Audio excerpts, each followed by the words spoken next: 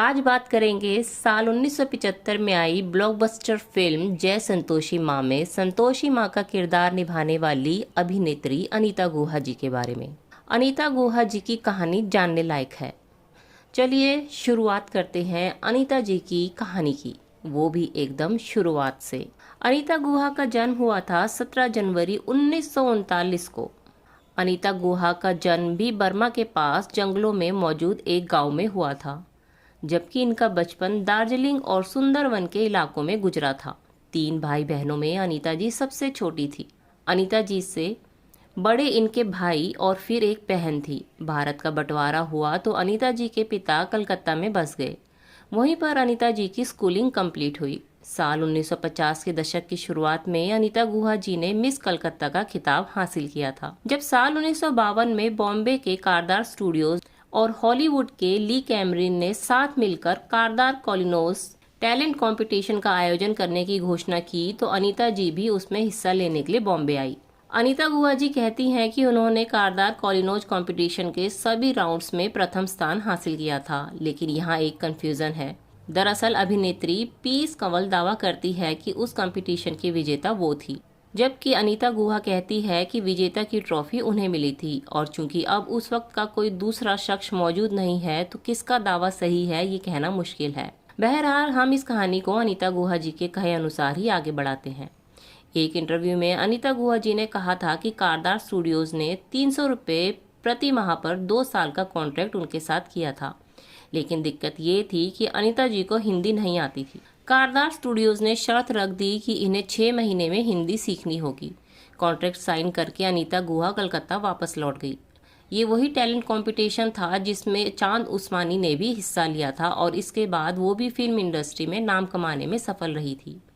अनीता गुहा के मुताबिक Bangla film industry में जब ये खबर फैली कि वो बॉम्बे कारदार कॉलिनोज कंपटीशन जीत कर आई है तो वहाँ के फिल्म निर्माताओं ने इन्हें साइन करने के लिए होड़ मच गई।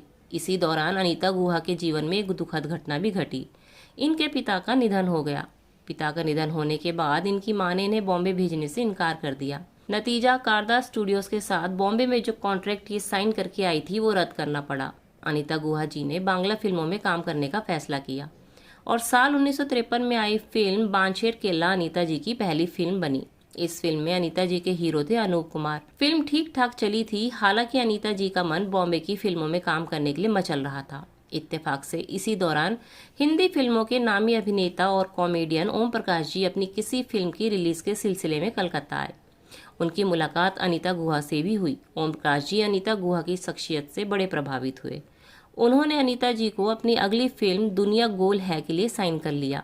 ओम प्रकाश चूंकि बहुत बड़ी हस्ती थे तो अनीता जी की मां ने इस दफा इन्हें बॉम्बे आने पर रोक नहीं लगाई और यूं अनीता गुहा आ गई बॉम्बे। इस फिल्म में काम करते वक्त अनीता गुहा की उम्र मात्र 16 बरस की थी और फिल्म में उनके हीरो थे करण दीवान। इस फिल्म का निर्माण संगीतकार सी रामचंद्र ने किया था, जबकि डायरेक्शन किया था खुद ओम प्रकाश जी ने। सी रामचंद्र व ओम प्रकाश जी बहुत अच्छे दोस्त थे। दोनों मिलकर न्यू सई प्रोडक्शन नामक अपना एक बैनर चलाते थे। उसी बैनर के अंडर में दुनिया गोल है फिल्म का निर्माण भी हुआ था। बॉम्बे फिल्म इंडस्ट्री में अनीता गुहा जी के पैर जमाने में ओम प्रकाश जी ने काफी मदद की थी। दुनिया गोल है साल 1955 में रिलीज हुई थी। इसी साल अनीता जी की एक और फिल्म आई जिसका नाम था तांगा वाली। इस फिल्म में शम्मी कपूर, निरूपा राय और बलराज साहनी जैसे दिग्गज कलाकार भी थे। एक इंटरव्यू में अनीता जी ने कहा था क्योंकि उस जमाने में वो बॉम्बे में एकदम नई थी तो उन्हें फिल्मी दुनिया के तौर तरीकों की जानकारी नहीं थी। उम्र कम थी तो समझ भी कम थी, इसलिए अपने करियर को लेकर वो उस वक्त कोई ठोस योजना नहीं बना पाई। जो भी काम मिलता रहा वो करती चली गई। बड़ी फिल्मों में वो सह कलाकारों की भूमिका निभाती रही और बी ग्रेड फिल्मों में हीरोइन बनती रही। इसका नतीजा ये हुआ कि ए ग्रेड फिल्मों में अनीता जी को हीरोइन के किरदार नहीं मिले। वो बी ग्रेड फिल्मों की हीरोइन बनकर ही रह गई। हाँ, ओम प्रकाश जी ने जरूर उन्हें अपनी कुछ फिल्मों में मुख्य हीरोइन की भूमिकाएं दी थी, लेकिन तब तक बहुत देर हो चुकी थी। अनीता जी तब तक धार्मिक फिल्मों की हीरोइनों के तौर पर टाइपकास्ट हो चुकी थी और इसकी शुरुआत हुई थी साल 1957 से। नामी फिल्म मेकर होमी वाडिया, जो अब तक बसंत पिक्चर्स नाम से अपना एक अलग बैनर स्टैब्लिश कर चुके थे, उन्होंने अपनी फिल्म पवन पुत्र हनुमान में अनीता गुहा जी को सीता का किरदार दिया था। यूँ तो अनीता गुहा इस फिल्म को साइन करने में हिचक रही थी, मगर सबके कहने पर उन्होंने ये फिल्म साइन कर ली और ये फिल्म ज़बरदस्त हिट भी साबित हुई। फिर तो अनीता गुहा जी को पौराणिक फिल्मों के ढेर सारे ऑफर्स मिलने लगे। अनीता गुहा जी ने भी संपूर्ण रामायण, श्री राम भरत मिलाप व शंकर सीता अनुसुईया नामक एक सुपरहिट धार्मिक फिल्मों में काम किया और इन फिल्मों में भी इन्होंने देवी सीता का किरदार ही निभाया था।